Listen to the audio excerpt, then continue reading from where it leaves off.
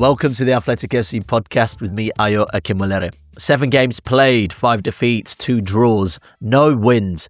Ange Postecoglou is battling to keep his job at Nottingham Forest. How did things get so bad so soon? All right, with us today, we have our Nottingham Forest writer, Paul Taylor. We've also got Charlie Eccleshare, who covered Postecoglou's time at Spurs. Paul, the stats aren't good so early. 7 games in, Postecoglou statistically has the worst start of any Forest manager in the last century. How has it gone wrong so badly so soon? That stat just sums it up, doesn't it? There was a recent press conference where I think there was a few of us who thought about bringing it up and asking him about it, but didn't quite have didn't feel like it would be a nice thing to do to a man who's 7 games. You mean you didn't have the bravery to put it in so early? That's probably, but do you know what? I don't want to use the word unlucky because I don't think it is unlucky, but there have been moments in certain games. Real Betis, they were outstanding in the first half. They could have got a third goal and put that game out of reach for Betis. That was a small margin that could have seen him get his first win and might have changed the mood a lot.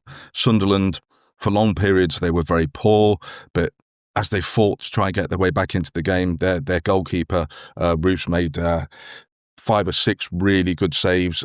Again, I'm not saying for a minute that his start has been good or brilliant or particularly encouraging, but there have been moments where things might have gone differently and he might have got that first win just to settle the nerves a little bit and alter the dynamic and change the mood. And however you want to put it, it might have just given him that little landmark moment that he's been waiting for since he took over from Nuno Espirito Santo. So it has been bad. It has been a situation that's left him in peril and fighting to keep his job. But there have been some small moments where things might have been different.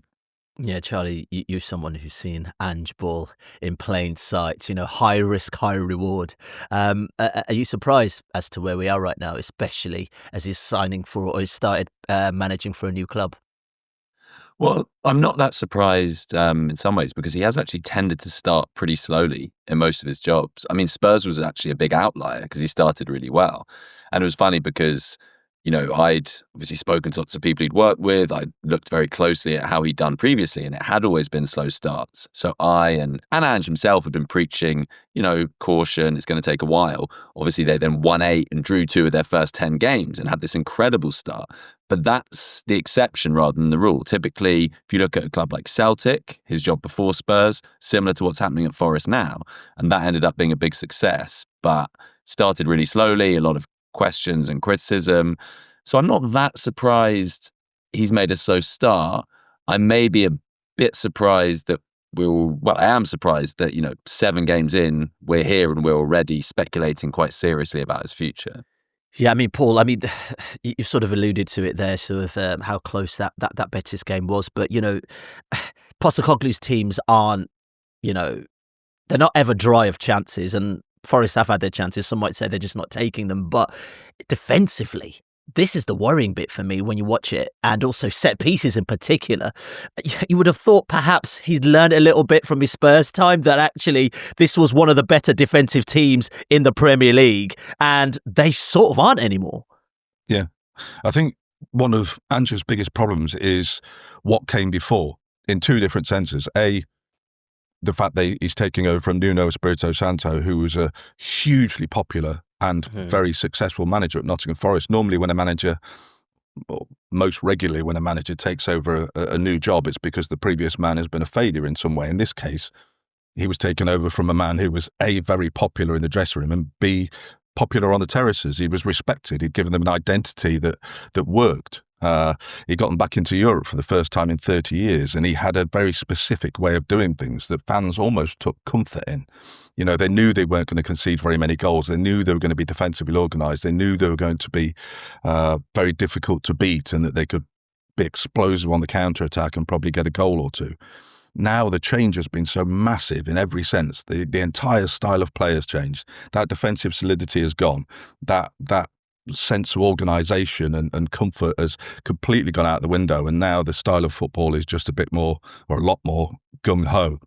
and they've got a manager who's a very different personality. The whole change, I think, has underlined the problems, and the fact that Ange arrived with a certain reputation for a collection of criticisms that he'd had at Spurs, that immediately in his early weeks, and we are talking about weeks, his early weeks in charge at Forest, those criticisms have all come true and have all returned to haunt him at Forest as well. The same problems that hung over him at Spurs, the good football not bringing results, the defensive fragility, the weakness from set pieces, they're all there for people to see. All the fears that Forest fans had about Ange Postecoglou and his football are all evident straight away. So he's got to find a way to climb out from under that. The thing is, last season, Forest secured European qualification for the first time in 30 years under Nuno, as you sort of alluded to, Paul. Hugely popular manager at Nottingham Forest. I'm just wondering what this change so quick in the season has had on the players. Have we got any feedback as to how they've sort of adapted to Postecoglou's personality, his style of play, so soon and so early? The kind of feeling you get when you talk to people around the dressing room is that there's no anti-Ange sentiment, but that there is still a lingering pro-Nuno, if you like. That he wasn't just a manager to a lot of these players. He was like a father figure to some of them. He really had such a strong bond with them in the dressing room. That was his whole remit. He liked to have this sense of togetherness and unity. And I know that's far from unique. I'm sure every manager wants that. But in his case, he was like a father figure to players like Ola Aina and Murillo, and, really put an arm around their shoulders. So I think the biggest adaptation they've got is losing that figure.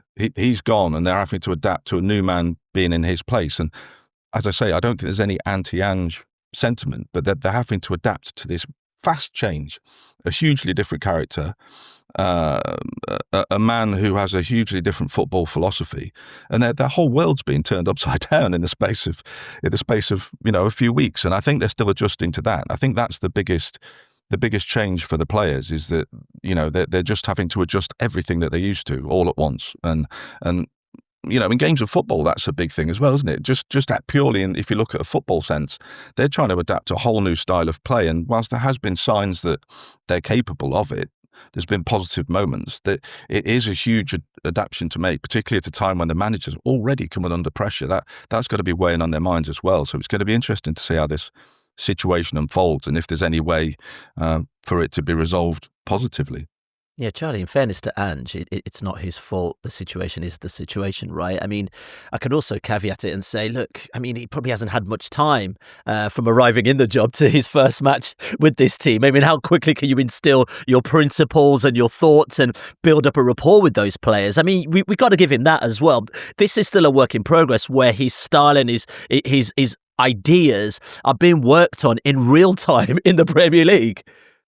Completely, and especially when you have such an unusual game model like Ange has. It's very specific. It will be very different to what any of these players had, especially compared to someone like Nuno. And I do think, if you're the person making these decisions at a club, you do have a responsibility to the players and to the team to not lurch so drastically from one way of playing to another. Or if you're going to do that, at least do it during an off season, so you've got a pre-season to implement those ideas. And generally you would do that kind of lurch, which we do see happening if the previous version hasn't worked. So there's then far more of a kind of willingness to adapt to something new.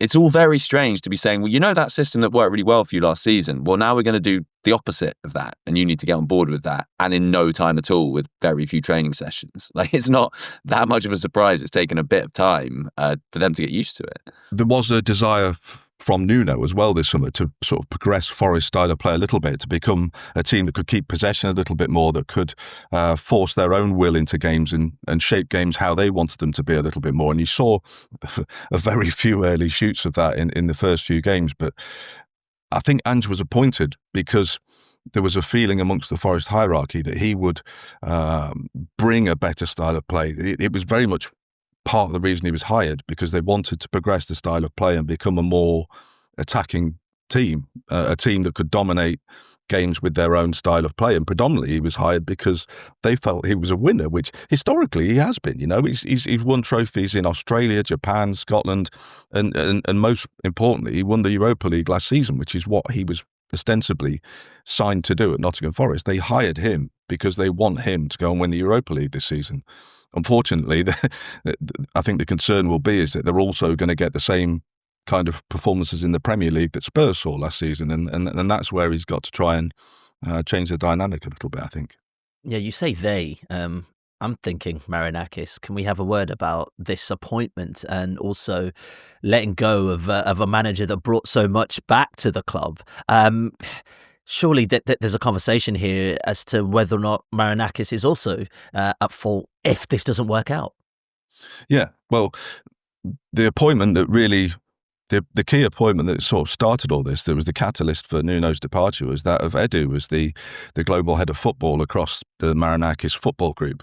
Him and Nuno, for whatever reason, just immediately did not see eye to eye. There was a profound disagreement about the way that the club should move forward, about recruitment. Nuno had concerns about not the quality of recruitment, but the speed of recruitment. Just over a year ago, the foundations for Forest's remarkable season when they challenged for Champions League football, Nuno and the players always felt that the pre-season training camp in Murcia was a huge part of that. That gave them a chance to bond, to forge a sense of togetherness, to get to know Nuno's style of play more than ever before, because he was appointed midway through a season. That pre-season was the turning point and the catalyst for what followed. This summer just gone, Nuno had concerns that I think only 2 of the new signings had arrived at that point in time to take part in that pre-season. Dan Ndoye arrived shortly afterwards, but he felt that it was a missed opportunity, a missed chance to have that same kind of dynamic this time around and to embed the new signings in. So once all that happened, Nuno, let's be honest, probably reacted in a bit of an extreme way, not just criticising his owner once, but twice in press conferences. I think once he'd done that, my own personal opinion, and it is just a hunch, is that he was trying to create a him or me situation with Edu, but only he will know that. But either way, the outcome was that he talked his way out of a job, and it left Marinakis in a very difficult situation where he suddenly had to find a replacement for Nuno, this manager who had done such a great job in a very short space of time, almost out of nowhere. I'm sure on the list of things that he expected to have to do this summer, finding a new manager would not have been one of them. He'd given him a new contract a few months ago, so I don't think he was planning for a future without Nuno, yet that was the very situation he found himself in. Yeah, Paul, I mean, watching Ange's press conference after the Newcastle match, I mean, it's fair to say he got a little frustrated with some reporters. I kind of feel like we've been here before, don't you? Especially when it comes to the press conferences, they've become a viewing of their own.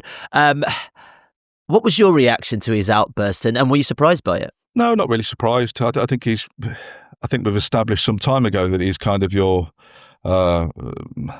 has certain stereotypical Australian Aussie characteristics, doesn't he? He's quite a bullish character. As he said himself, he's used to being in a fight, and he regards this as being a fight, and why not? I don't necessarily have an issue with that. I think more broadly,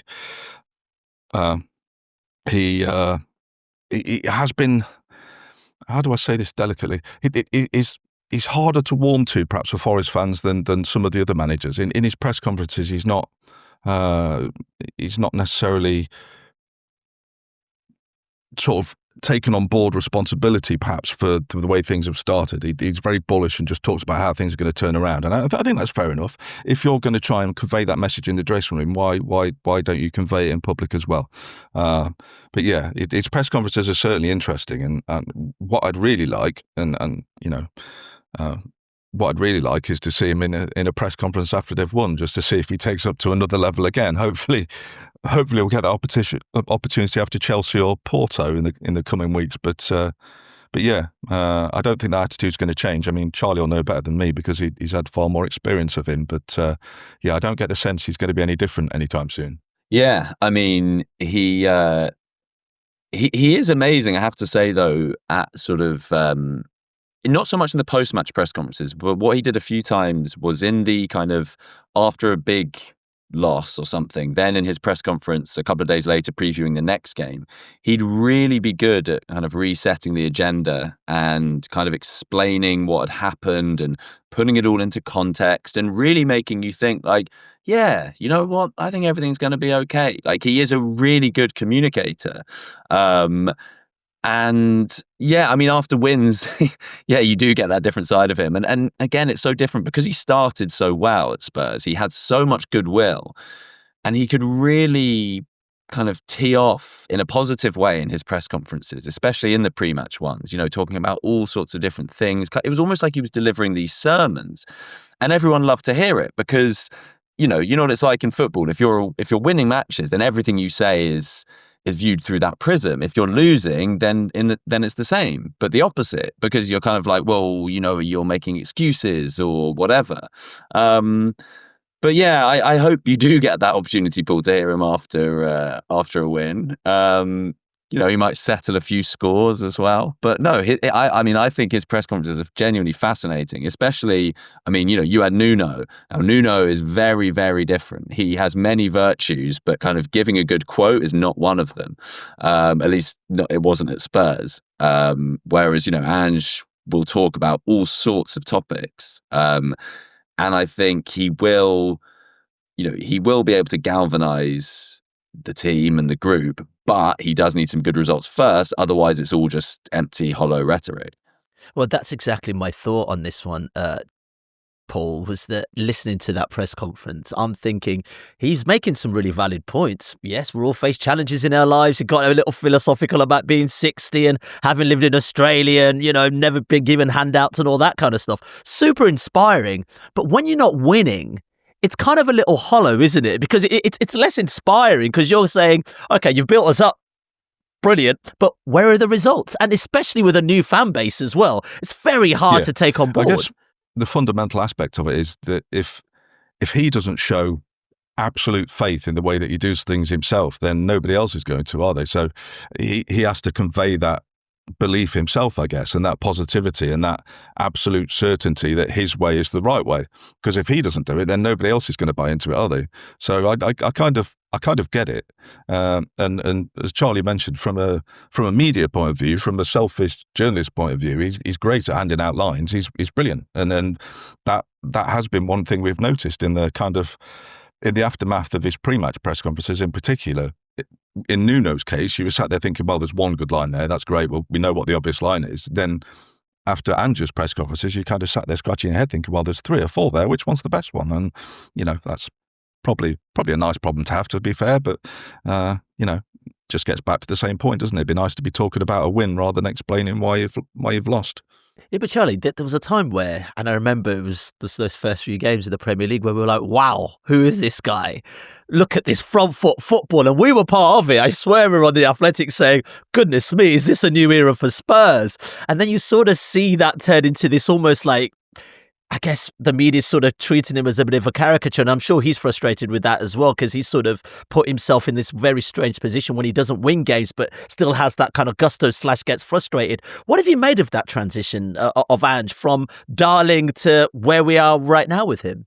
Yeah, it has been a kind of incredible transformation. I mean, you even within one game. I mean, Spurs won 8, drew 2 of their first 10. And then the 11th was against Chelsea, a game in which they were ahead, were very, very close to going 2-0 up, and instead got 2 men sent off, played that ludicrously high line with 9 men. Ange gave the Suiane quote, and it all kind of, you know, this wasn't like, a gradual transformation. It was like, wow, overnight, it was kind of the bubble was burst, and Spurs then got a ton of injuries. They also, as well as getting 2 men sent off, had 2 bad injuries, suddenly got a ton of injuries, awful form.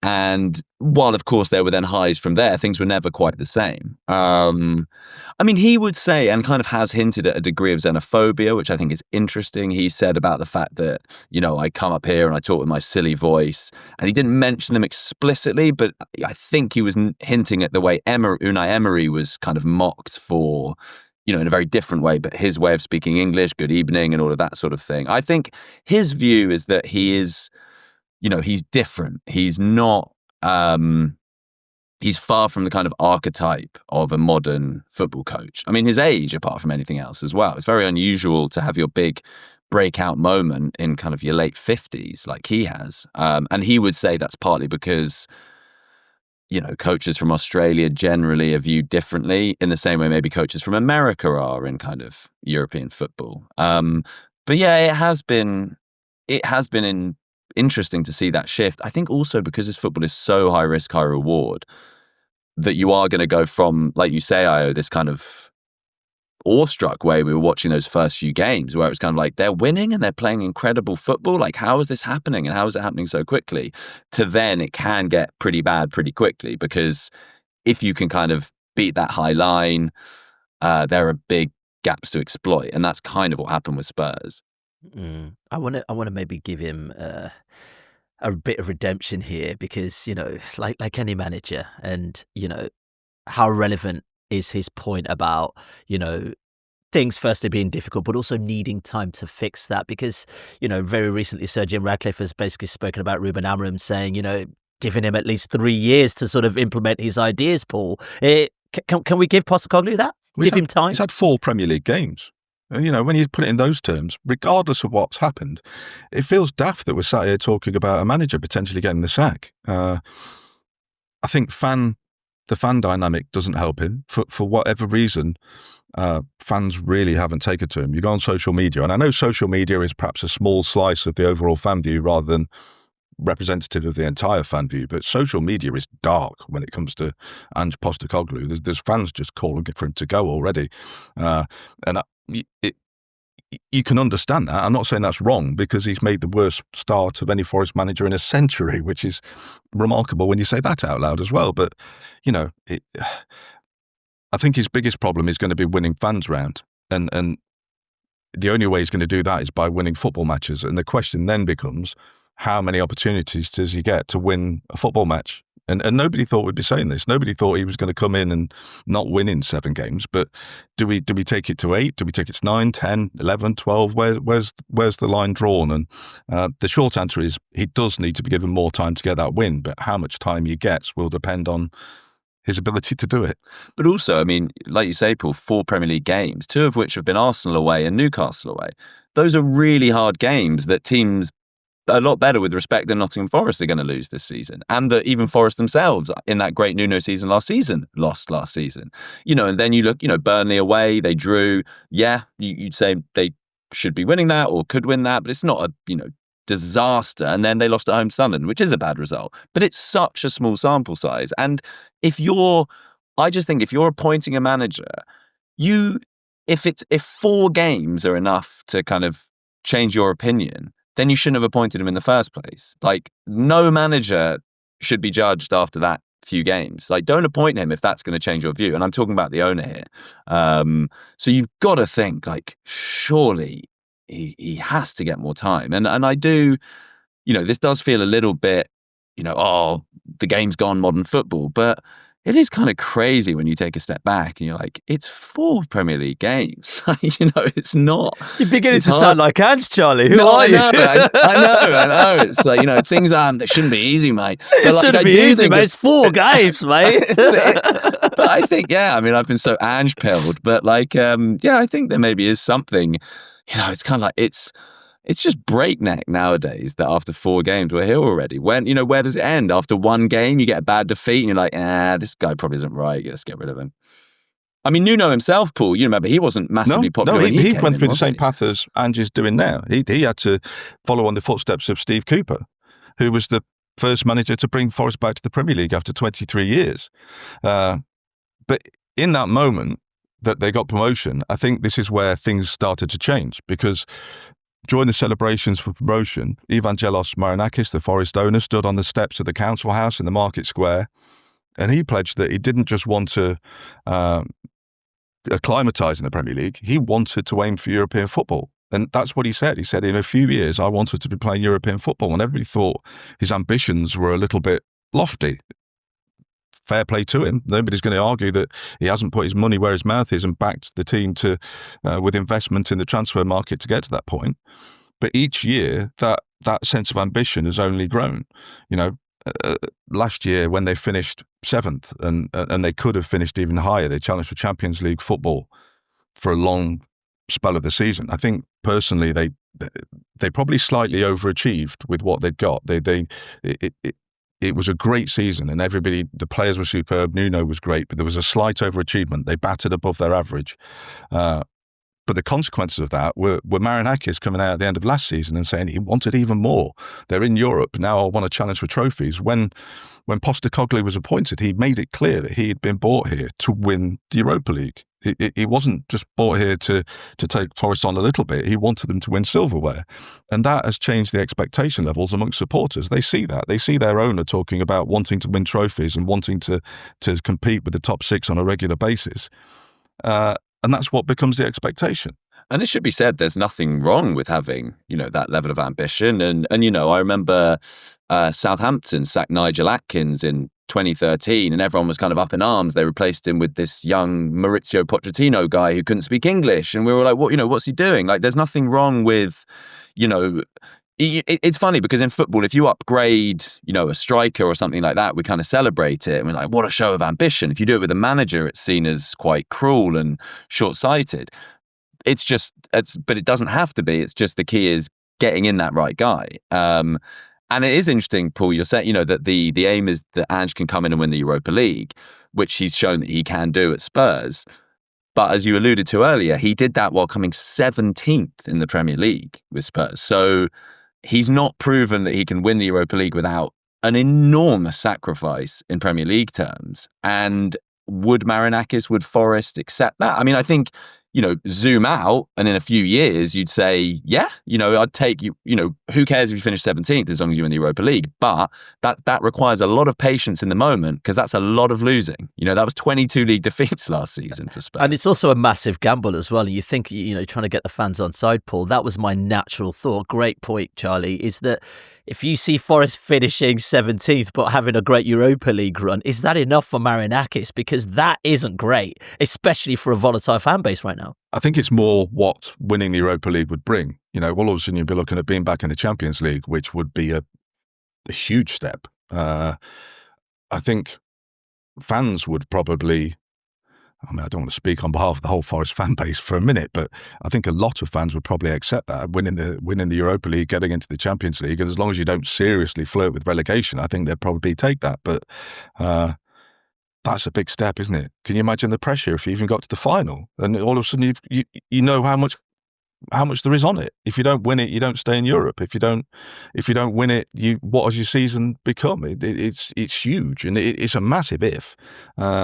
So I don't know. I don't know if it would even get that far. If Forest was struggling against relegation, and even if they were making progress in the Europa League, I'm not sure how long Postecoglou would survive that. I mean, the City ground were quick to let Postecoglou know just how disappointed they were after their European home game. First one in 30 years, which ended in defeat. Now, Paul, this was the season Forest fans were going to be getting super, super excited about being back in Europe after so long. How damaging was that loss to Midtjylland? Was it the worst of the lot? Yeah, it was. There's no glossing over it. I think what probably hurt the most as well was that Midtjylland's third goal personified everything that had been great under Forest, under Nuno. It was an explosive, speedy counter-attack that kind of finished the game off. And it was a tough one because, again, I don't want to sound like I'm making excuses for Ange. I'm just trying to be reasonable and fair and present what I saw. And there were moments in that game where they played some excellent football and where they created chances and where there were a lot of could have, would have, should have moments and moments where the game might have turned out differently. It didn't turn out differently, and they lost. And you can understand the fan frustration. And blimey, was there a heck of a lot of fan frustration. I've not seen a manager get so much vitriol from his own fans in a long time. I was going to say in such a short space of time, but I'm not sure if I've seen a manager get that much vitriol from the Forest fans ever. Certainly not singing "You're getting sacked" in the morning after 6 or 7 games. But this is the situation he's in. He's got to climb out from the shadow of the criticisms that he had at Spurs, because Forest fans are not just judging him on what they've seen so far. They're judging him on what he did at Spurs in those final months when he seemed to be constantly under fire. Charlie, listen to this. Postecoglou has lost 18 of his last 26 Premier League games, which began with Spurs' 6-3 loss at home to Liverpool just before Christmas. He's won 4, drawn 4 in that time. We talk about turning things around. You've got the issue of Europe looming over. You've also got the issue of the Premier League looming over. I mean, this is a massive task, mate. Yeah, that would be my biggest question is, they came 5th in the Premier League in Ange's first season, the Spurs, but they weren't in Europe. And then obviously last season, as we mentioned, they won the Europa League, but had this horrendous league form, and those numbers are incredibly damning. He's not shown in England that he's able to juggle the two competitions. And at Celtic, not really either, because they weren't great in Europe. They then, domestically, they absolutely dominated. And we've seen, that he suffered a lot of injuries at Spurs. And, that it was debated how much that was bad luck, how much that was the demands put on the players, etc. We won't go into that now. But for whatever reason, the squad just fell apart injury-wise when they were seriously going for the Premier League and the Europa League. It was better in the second half of the season, but that was basically when they sacked off the league and meant that, the more injury-prone players could get a rest in the Premier League, which is partly why they've got that terrible record. But that's the challenge, because he's not in a position where he can sacrifice either. Certainly not at this point. But then where does that leave the squad? It doesn't look like that he's able to perform that juggling act, or hasn't been able to yet. So that's a big challenge. That's a really big thing for him to prove that he can do. And that's one of the, because he can, of course, he can turn around and say, I've won trophies everywhere, including at Spurs. You can't argue with that. But you can legitimately say, okay, but have you been able to do kind of European football and the Premier League at the same time? And at Tottenham, he didn't. Can he do that at Forest? So far, no. He's going to have some big decisions about where to prioritise and whether he goes for sort of long-term over short-term gain, which is a really hard thing to do when you're rapidly running out of time already. We've played hypotheticals, Paul, and please, Charlie, jump in on this one. But could Forest seriously see themselves in a massive relegation battle? A lot's going to change. A lot is going to be decided in the next few weeks, isn't it? They have to change their momentum. They have to. Everything's gone from being at the end of last season, everything was so optimistic. They were looking forward to a new season in Europe. They were looking forward to hopefully challenging to improve on their 7th place finish. They were looking forward to another season of football under Nuno Espirito Santo. And now it just feels like the whole mood has become so much more dark in a short space of time that I don't think Forest fans any longer really know what to expect in terms of where can they set their sights, what can they hope for now. It doesn't feel like they're going to be able to improve on that 7th place finish. And I know it's very early days, but it doesn't at the minute. And they're probably looking for something to be optimistic about. And if the mood doesn't change, then the short answer is yes. They could very quickly get sucked into a relegation fight if they don't find a way to consistently win a few games. Then yeah, they are going to be involved at the wrong end of the table. And once you get into that position, as Forest have historically found, it's very difficult to get out of it. A relegation fight doesn't normally end up being something that gets resolved after a few months. It's something that becomes a season-long thing. There's had it twice under Steve Cooper where they just survived by the skin of their teeth. So they don't want to get involved in that again because they felt like they'd put that behind them. It felt like being a relegation threatened side was not something that Forest had to concern themselves about anymore. I mean, another bit of context as well is that 3 out of Ange's first 4 league games have been away, whereas 3 of his next 4 will be at home. So that should, that is especially for a team like Forest who traditionally have been really good at home, that should give him a bit of advantage. So, things can change really quickly. I mean, we're talking here about how Forest fortunes have lurched so dramatically from last season. Well, that could go the other way. And, a few wins, and then we'd suddenly be talking about, they're comfortable mid-table, or even could they look higher? So I'm not saying that will happen, but that is possible. I mean, I think it is just it would buy Ange so much time and enable him to really focus on the Europa League if Forest could find a way to be kind of comfortable in the Premier League. If they're kind of hovering around mid-table, then I think, then going for the Europa League would just feel totally logical and sensible. And so that he so desperately needs that, just to have a bit of distance, because otherwise you are having to make difficult choices constantly. But it's hard to know. I mean, at this stage, it's so early in the season, 7 games in, everyone's still, there are so many teams, there are so many question marks over. But yeah, I think at this point, you can't rule that out, even though Forest were so good last year. Yeah. Paul, 4 of Forest's last 5 managerial changes have seen a successor named on the same day the man in post has been sacked. The odd one out was also Nuno being announced one day after Steve Cooper left, as we've mentioned at the top. Maybe a bit more respect for Steve Cooper.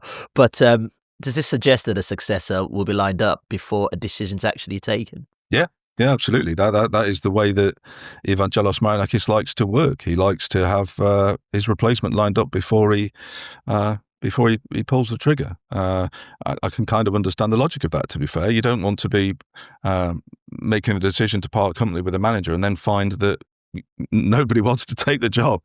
So it's probably quite wise to find out what your options are in terms of a replacement before you make that call. Fair enough. All right, let's hope Marinakis can turn this around. Gents, appreciate your time. Charlie, Paul, thanks for joining us, and also hope you've enjoyed the show. Drop a like on the video if you can, and also leave us a comment as well. We'll be back soon. For more from the Athletic FC podcast, make sure you like and subscribe to the channel. We've got top journalists like David Ornstein, Matt Slater, Adam Crafton, Carl Anker, and plenty more through the entire season. Make sure you don't miss an episode of the Athletic FC. You can get it wherever you get your podcasts from.